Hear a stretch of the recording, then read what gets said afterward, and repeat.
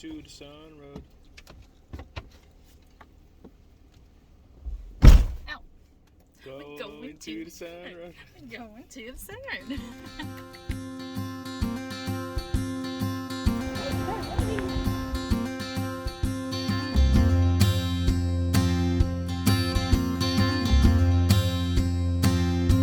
Alright, next part's Glacier. I'm super excited about Glacier.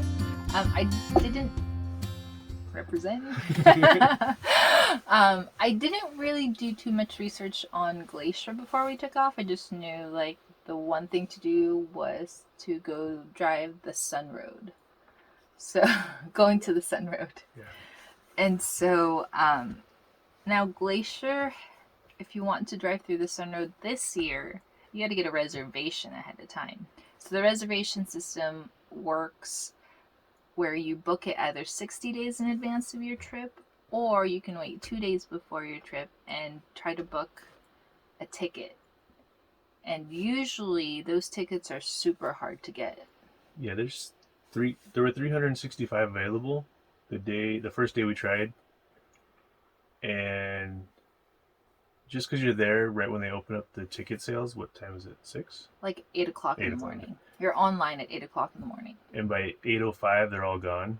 But not even 8:05. I think the first day we tried it was like 2 minutes. yeah, I got rejected like 6 times, and then yeah, it's just like ridiculous how hard. Yeah, then the second day we got really lucky. We're going to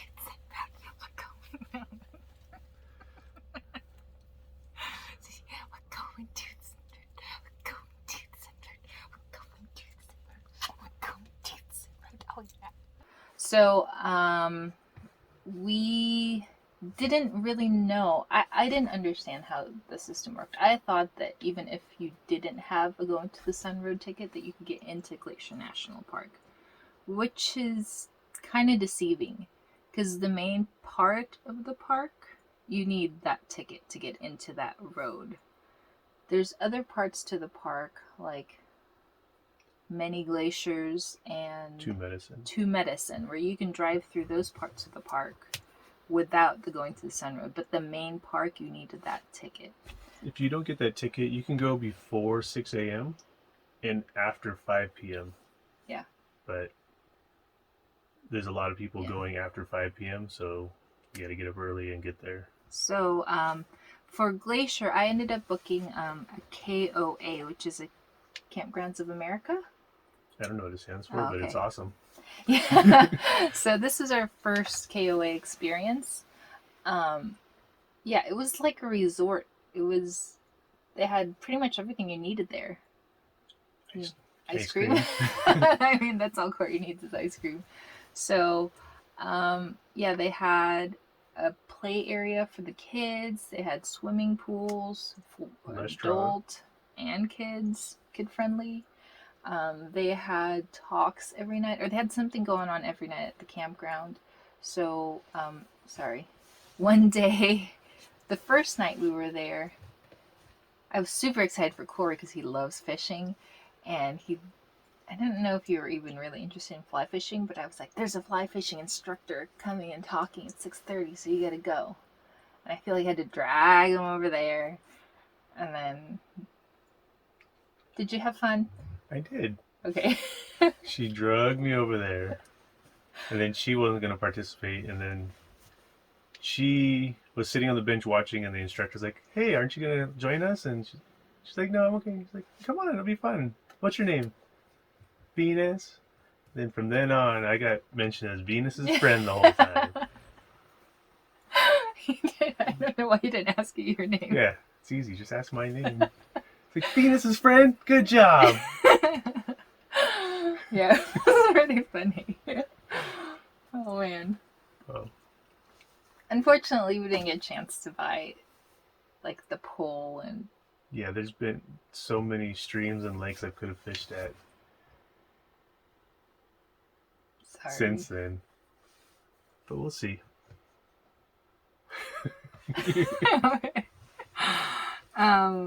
Anyway, so going to the Sun Road. So the first day we got there, we tried to get in. They denied us because we didn't have the Go in the Sun Road tickets, and they told us to come in earlier the next morning, which we did. So we woke up really early, drove to the park, and then We slept there for 4 hours before we did anything.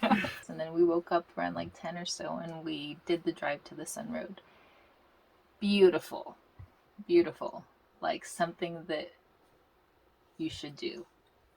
Yeah, the videos we watched before this, they made it out like the drive was scary, but it's not even close to the edge. And I mean, I can understand if someone's like afraid of heights. They'd be freaked out if they were like driving it or on the passenger side, but yeah, maybe. I mean, there's like a little tiny guard, so it's not like There's a rock you have to go over.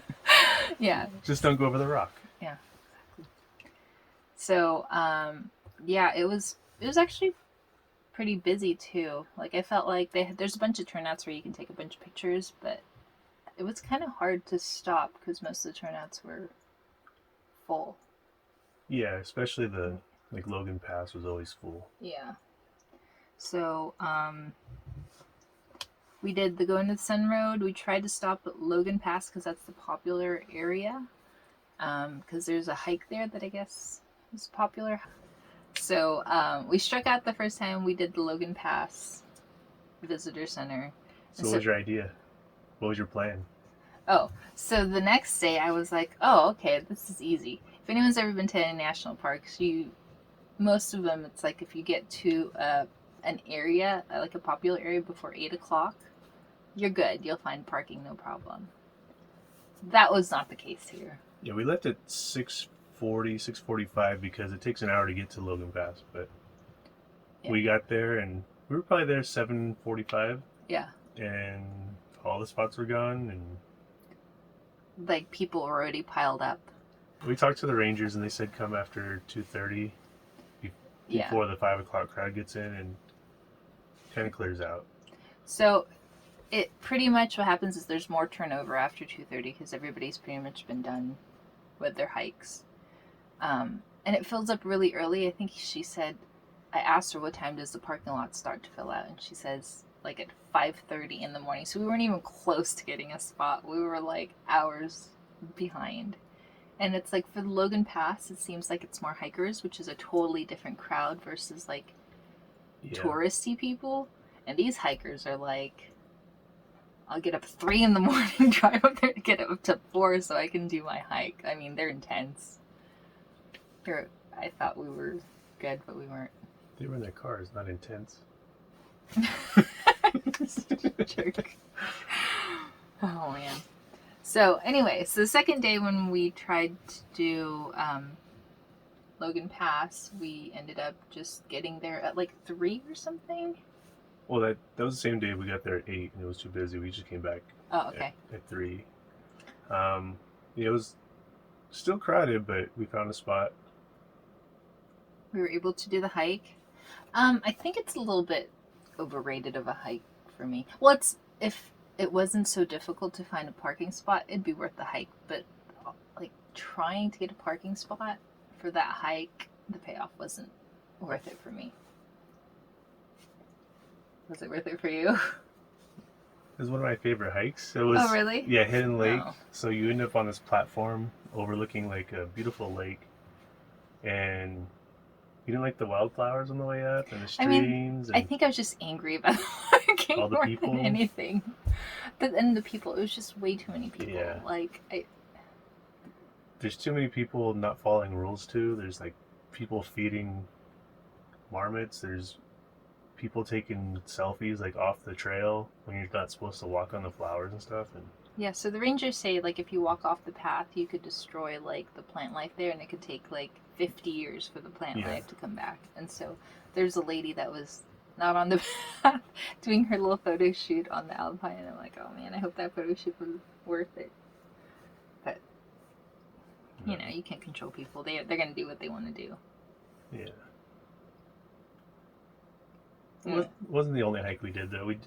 We did another one, the Apakuni Falls. Yeah, so the day we found out that we couldn't find parking in Logan Pass, we decided to visit the different part of Glacier. So we ended up in the Many Glacier area, and the ranger told us to do the hike for, there was like a red rock hike that we were going to do, but then again, there's just like too many people and parking was really hard.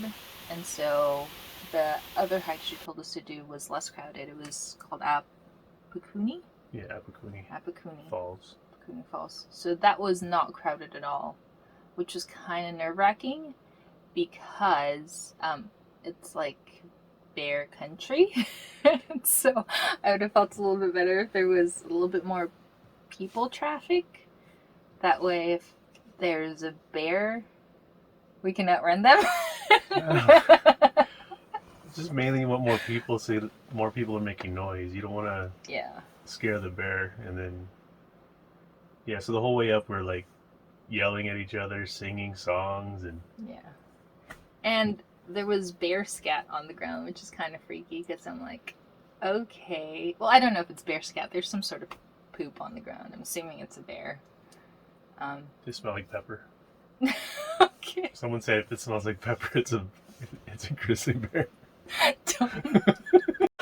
This isn't fresh pepper. I grew up on a pepper farm. It's not. I don't know how true that is, but don't listen to that. The waterfall was beautiful. And by the time you got to the top, it was nice that nobody was there. Yeah. Right? Yeah, because we had it all to ourselves, and we were able to take our time and not like feel like we're in people's pictures, so you gotta move out of the way. That was also just like was that just a 2-mile hike? I don't even think it was 2 miles, but it was straight uphill. Yeah. And then straight downhill on the way down. Yeah, the way down it was easy. Yeah. On the way up, we see everyone coming down nice and full of energy, and we're struggling all the way up. It's true. So Apakuni. And then the next day, we decided to extend our stay in Glacier. So we were only supposed to be there for 4 days. 3 nights, I 3 think. nights, 4 days. 3 nights, 4 days. But I really wanted to stay because I really liked it. And so we got really lucky because the campground was a first come, first serve. And I guess it's like in the later time in the season, so they weren't booking out the campgrounds. And so I decided we're staying. She tried to extend it again. We stayed another, 4 nights? So Yeah. like 7 total, but she wanted to stay another 7 days, another 7 after that. She still wants to be there now. I do. It's just a good park. Like, I didn't really know much about it. I think there's a lot more hikes to go and do and see. And it was just like a really well-run park. They had a bunch of ranger programs. And I'm kind of a nerd, so I like to attend the ranger programs just so you could learn about like the area. Yeah, the 3 nights we were in Apgar campground, we were able to see a 7:30 and an 8:30 talk. So it's 7:30 at our campground, and then we just drive up the road to the Fish Creek campground, and we could see the 8:30 one. So yeah, and they had like a board of like the schedule of the ranger talks for the whole month. So every day, like if you want to learn about the park, if you want to do the hike with the ranger, they'll do that with you. It's just a really like well-run park, which is why I wanted to stay. And they had like ice cream. Huckleberry ice cream. Huckleberry ice cream. I mean, the huckleberry ice cream was okay, but it was just like the end of a hike, you're just like, oh, ice cream. Yeah, let's go get one. So that's why I like it. It doesn't have to be at the end of the hike. We got some in the morning ones. I don't know what you're talking about. And my other favorite thing was Lake McDonald. It is just like beautiful. Like the water is so clear that you could see the rocks at the bottom, or at the bottom of the shore. And the rocks are like... You can even see like way out and way deep. Like you can't even tell how deep it is because it's so clear. It was just really nice. One day we literally just got ice cream and sat in front of the lake and just relaxed, which was nice after like hiking. Yeah. Also part of the drive, there's a river that leads into it. I think it's McDonald River or Creek or something like that. And the water there looks Like blue? Listerine. Like Listerine. It's like really blue, and you can't tell how deep that is either because you can see right through to the bottom also. Yeah. But I guess it's bad for fishing because there's not a lot of minerals. The water's too clear, and there's no bugs. Yeah, there's no bugs to be eaten by the fish. There's some fish in the lake, but I guess it's better to fish right outside the park. Yeah. And then one of the last days there, we ended up doing the Avalanche Lake hike. I highly recommend that one. I really loved it. We saw a fox there. Yeah, we did see a fox. Like, I didn't think we'd ever see a fox because I thought they were hard to see, but this fox literally just like came up behind us on the trail and followed Looks people. like he was chasing another guy. Maybe he was running away from another guy. I don't know. No, it looked like it was chasing people in front of Yeah. us. It was just crazy.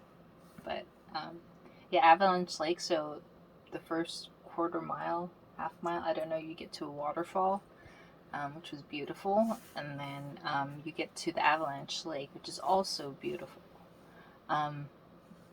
There was one part where we were just hiking and there was like a rock, and then I decided to just sit on the rock, and Kory followed me. And then a lady yelled at me and said, "Give me your camera." That's exactly what she said. Said, "Give me your camera." You're like, what? What? And she was just like really nice. She was from the south, and she was like, "This is just a beautiful moment. I just wanted to capture it." And it was really nice of her. It was funny. We got a really nice picture. Yeah. But it's weird. And the guy with her was like, "You can't just ask people to give them your phone. Have them give you their phone." But it was really nice of her. I appreciate that because we're not really good at taking pictures with us in it. And yeah, she was able to actually capture like a really pretty picture, I thought. Yeah. So which of those were your favorite hike? Which one was your favorite hike? If you were going to do a hike, I would suggest Avalanche Lake. It's a little bit... Well, I It's didn't think it was long, that it's not long. hard. It was like 4 miles. It was 7 miles when we were done. They say it's like 4 miles, but if you go to the other side of the lake, the trail keeps going to the other side of the lake. Which just to get to the lake mile. is 2.3 miles and 2.3 miles back. But we went 2.3 miles and then a mile plus around the lake and then back, and it ended up being over 7 miles.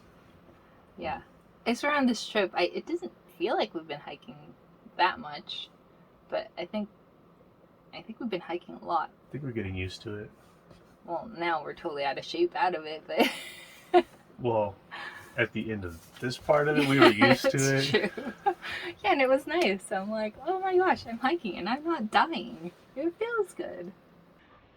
Don't videotape me because this is where I fall. You okay? Oh. Switch back with stairs. There's Venus dying. She does this every 30 steps. Anything else? That's all I got. You got the same things as I did. It's like we went on the same trip. Remember that time? Yeah, remember that time. Oh, I ever tell you about that? Yeah, you told me about the time. Alright, so is that it for this one? Yeah, this might be 2, but... Yeah. We'll see. Okay. So I guess we'll see you guys next time. We are heading to the Dakotas. We're actually already in Dakotas. So next video, we'll talk about it. We're done. Okay. Good job. Bye.